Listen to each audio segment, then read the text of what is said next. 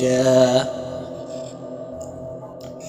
فسبح بحمد ربك واستغفره إنه كان توابا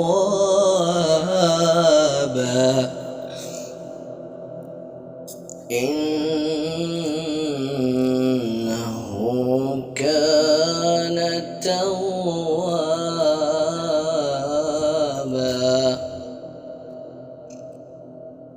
فسبح بحمد ربك